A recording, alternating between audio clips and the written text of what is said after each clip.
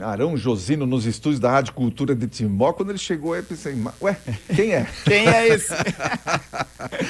Muito bom dia, Arão, seja bem-vindo. Bom dia, Odair, bom dia a todos os nossos ouvintes. 2 sextas-feiras que não consegui estar presente aqui presencialmente, já sentindo falta, inclusive, do cafezinho aqui da Rádio Cultura, para que a gente possa falar um pouquinho sobre tudo o que está acontecendo no país, em Santa Catarina e por aí vai. Muito mais do papo do que do café, né? Muito mais do papo, pode ter certeza disso. Muito bem, já entrando no clima dessa participação do ouvinte aí, Arão, o Zanin derrubando aí os decretos em Santa Catarina que iam contra essa questão de proibir a matrícula dos alunos que não tivessem apresentado ou que não apresentarem a carteira de vacinação com o comprovante de vacinação aí da Covid-19, crianças de 0 a 5 anos. A pergunta que não quer calar, e faz o que então? Não matricula a criança na escola? Essa é a minha pergunta, é esse o meu questionamento. Porque a partir do momento em que você precisa obrigar a entrega da declaração de vacina, incluindo a vacina Covid, e se a criança não trouxer a declaração, se os responsáveis, os pais, não trouxerem a declaração, você não vai matricular a criança?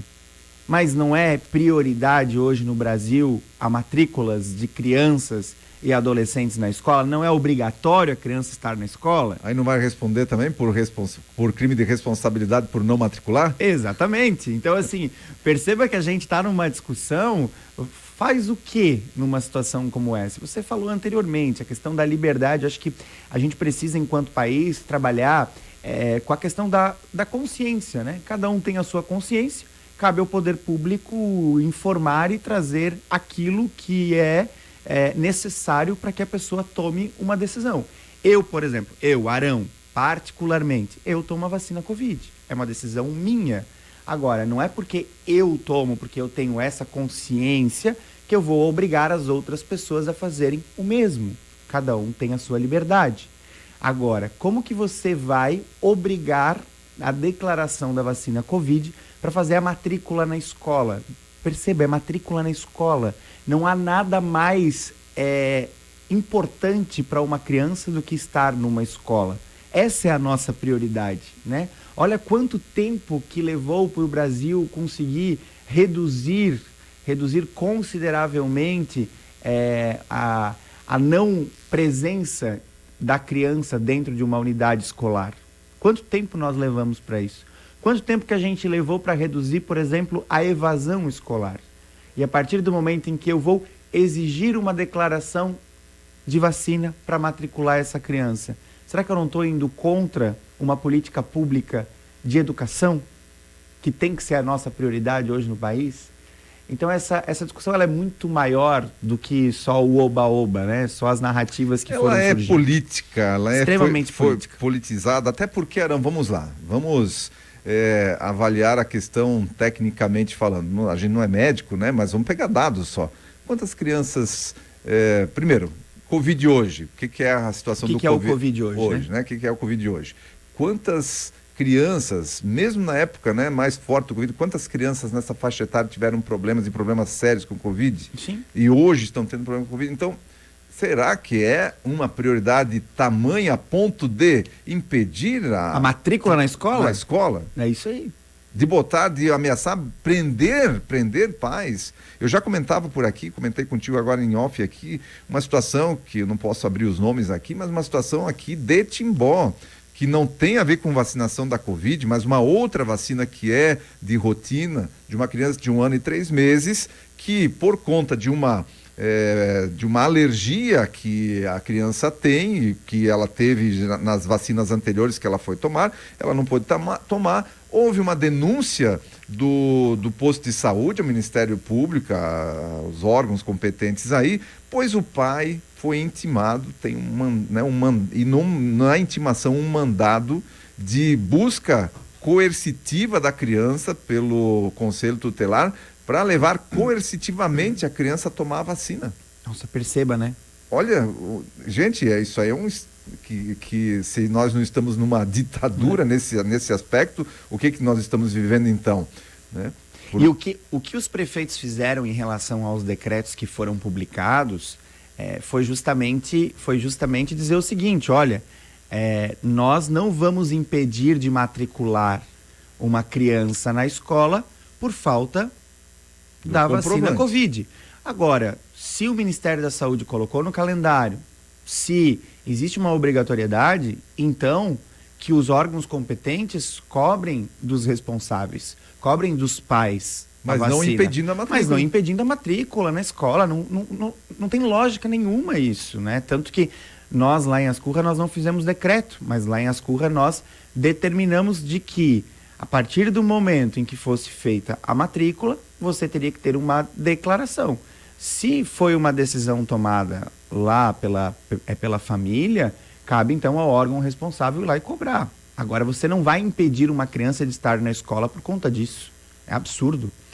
Muito bem, na esteira aí dessa questão, dengue, uma situação preocupante em Santa Catarina. Os dados aqui da nossa região são um pouco mais a menos, não tem esses 650 e poucos % de crescimento da dengue nesse período, comparado ao mesmo período do ano passado. Tem crescimento, um crescimento menor, significa que a nossa região tem um pouco mais de consciência também a respeito dos cuidados necessários, mas Arão, é um trabalho conjunto, é sociedade como um todo, todas as entidades envolvidas aí na sociedade, entidades públicas, privadas e a população de maneira geral. Falasse tudo, Odair, é um trabalho conjunto, é a união, e eu trago esse tema hoje no nosso ponto de vista porque eu tive uma experiência em relação à dengue.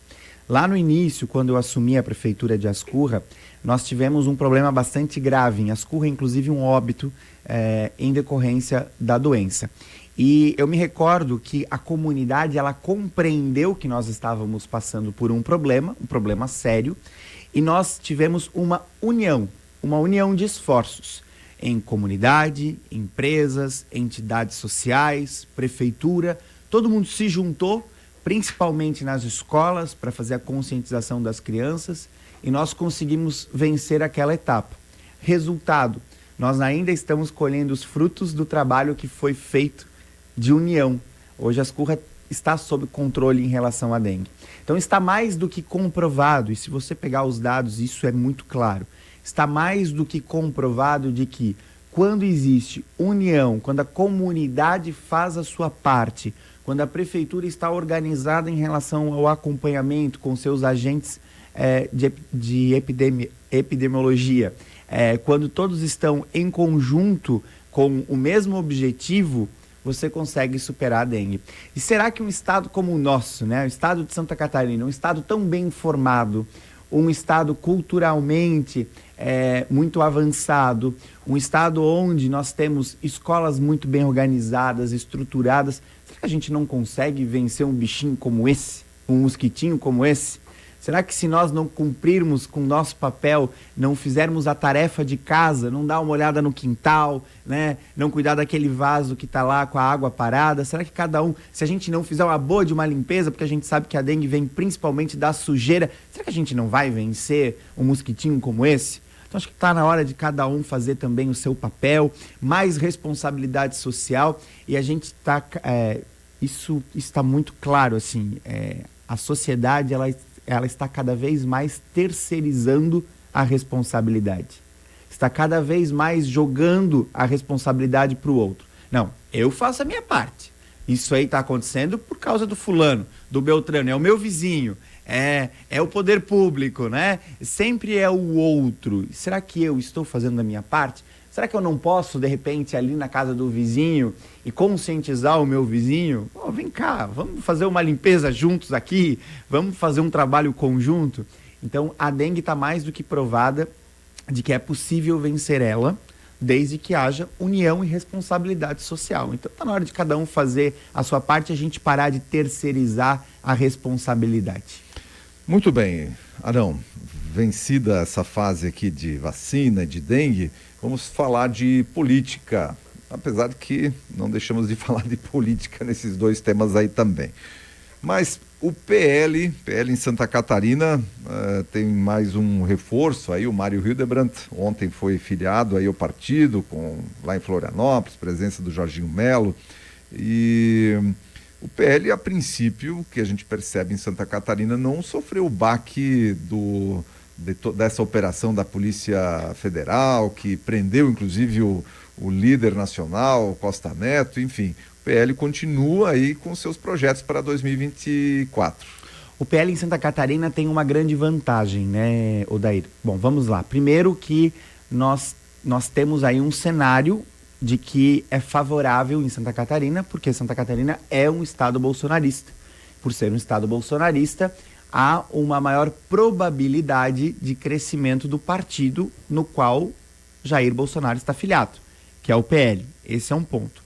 O segundo ponto, o governador Jorginho Melo, um político de carteirinha, um homem público que trabalha com isso, com estratégia política, desde o início da sua carreira profissional, lá no antigo BESC, né? Sempre fazendo política. E sempre foi muito articulado, muito estrategista. Então, o crescimento hoje que a gente percebe dentro do PL de Santa Catarina é essa junção, é a fórmula perfeita, eu diria, né? Para o crescimento de um partido político. Você tem uma bandeira muito forte, que é a bandeira Jair Bolsonaro, e você também tem alguém muito estrategista, como o Jorginho Melo, à frente do partido, né, e governando o estado, que ele tem a caneta na mão, né? Então ele tem feito muito bem essas articulações, ele tem conversado muito com as lideranças e tem aproximado muitas lideranças para o projeto. Agora, existem algumas dúvidas, né? Até onde essas lideranças estão indo para o PL por ideologia ou por conveniência, né? E aí, qual é a conveniência? A conveniência é ter uma foto ao lado de Bolsonaro, a conveniência é estar ao lado do governador para liberação de recursos. Então, tudo isso também tem que ser estudado. E aí o eleitor, ele precisa estar cada vez mais atento em relação a isso.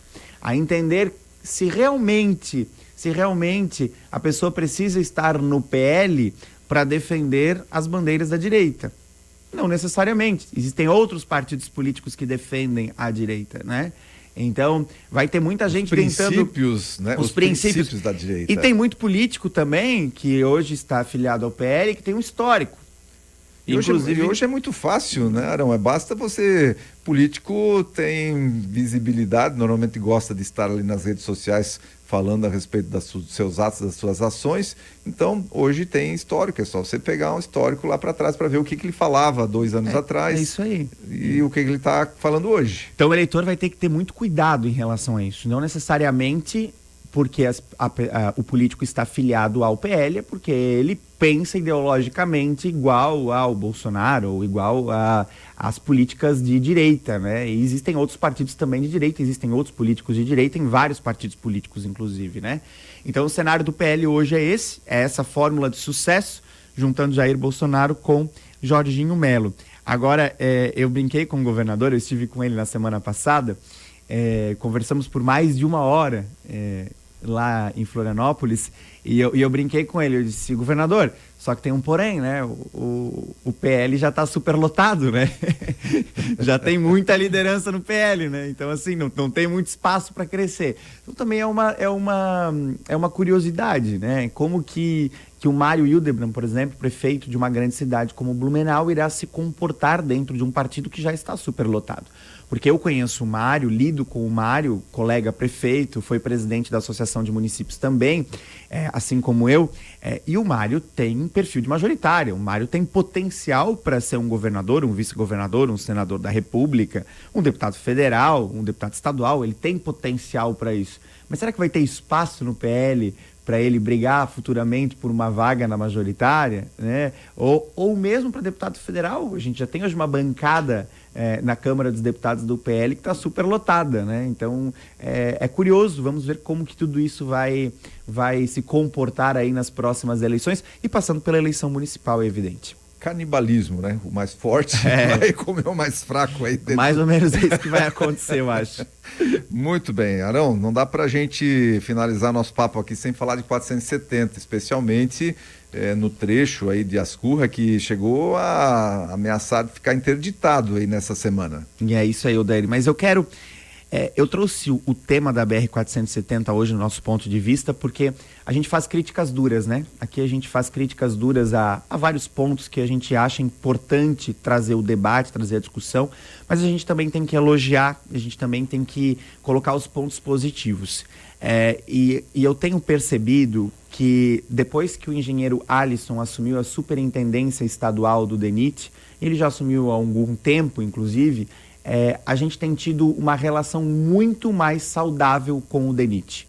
A gente está conseguindo hoje dialogar com o DENIT e ter uma resposta imediata. E o engenheiro Alisson, ele é um técnico da casa, né? Ele é um técnico de muito conhecimento e ele tem 2 pontos que precisam ser valorizados. O primeiro deles é a gestão, a carta de projetos. Ele tem uma carta de projetos muito ousada. Ele sempre tem projeto na manga, né? Ele sempre tem aquela carta na manga, porque quando sobra um dinheirinho, ele sempre está com um projeto em cima lá em Brasília para conseguir captar mais recursos. E o segundo ponto, ele é muito gestor para execução das obras. Ele consegue executar. E o que acontece? O cara que está lá em Brasília, sentado numa sala com ar-condicionado ligado, que nunca vem para Santa Catarina, ele não faz ideia do estado das rodovias. Se ele está lá sentado em Brasília e ele tem um superintendente estadual que chega com projetos e que depois dos projetos ele traz resultado de execução, o orçamento dele é X e ele consegue cumprir X do orçamento, porque o Estado precisa e porque está tendo resposta, porque está conseguindo executar. Agora, se a superintendência estadual não tem projeto e não consegue cumprir com o seu orçamento anual, o que eles fazem lá em Brasília? Eles cortam verba, eles cortam dinheiro. Então, a gente tem percebido, e nós tivemos um problema agora recente em Ascurra, na BR-470, nós já tínhamos esse problema da enxurrada do ano passado, das enchentes do ano passado, e há uma semana atrás, o DENIT esteve em Ascurra fazendo a execução de uma travessia na BR-470, uma obra bastante grande. E eles fizeram essa travessia e agora, nessa chuvarada do início dessa semana, acabou cedendo um pouco e imediatamente o DENIT já estava no local para fazer a manutenção. Então eu gostaria de fazer essa valorização, porque essa valorização é uma valorização de um técnico, não é um político, o Alisson não é político, é de um técnico, de um engenheiro que é dedicado e um engenheiro que já tem demonstrado aí bons resultados na sua gestão à frente da superintendência de um órgão, de uma instituição que ela precisa ser preservada. Ela não pode ser tratada como um órgão político. A gente não pode colocar um político sem conhecimento técnico à frente de um DENIT, que é um órgão tão importante para o desenvolvimento econômico do nosso estado. Muito bem, e aí a gente vê a amostra de como funciona quando se coloca a pessoa certa no lugar certo. E aí, parabéns, então, nessa situação aí para o engenheiro aí do DENIT que está fazendo esse excelente trabalho de acordo com o Arão. A gente espera que continue, né? Eu tiro o chapéu para o engenheiro Alisson e só não está nos nossos temas de hoje, mas eu quero também tirar o chapéu para o governador Tarcísio do estado de São Paulo. Foi inclusive tema do ponto de vista de quarta-feira em relação à fantasia aí da escola de samba da Vai Vai, e eu estava curioso para saber de que forma que o governador iria se posicionar, porque ele é um político e ele precisa de voto. E a gente sabe que a Vai Vai é uma escola bastante forte lá no estado de São Paulo. Então eu estava curioso para saber como que ele iria se portar. E ele foi muito categórico, né? A instituição da polícia precisa ser valorizada. Nota 0 para a fantasia da Vai Vai. E é isso aí. Acho que precisamos tirar o chapéu também para o governador de São Paulo. Muito bem, esse foi o ponto de vista com Arão Josino nessa sexta-feira. Arão, né? Bem-vindo de volta aí, esperamos aí você agora na segunda, na quarta, na sexta-feira, voltando aí à normalidade. Afinal, passou o carnaval. Passou o carnaval, o Brasil começa a funcionar depois do carnaval, e pode ver, ó, o Congresso, a gente não tem falado nada do Congresso, né? Pois é. Até agora a gente não falou nada do Congresso, de fato lá em Brasília só começa depois do carnaval. Eu semana que vem estarei em Brasília, inclusive vou a Brasília na segunda-feira de manhã cedo, fico em Brasília de segunda a quinta, então trago novidades e notícias da capital federal também, agora pós-carnaval. Muito bem, bom final de semana, Arão, até segunda-feira.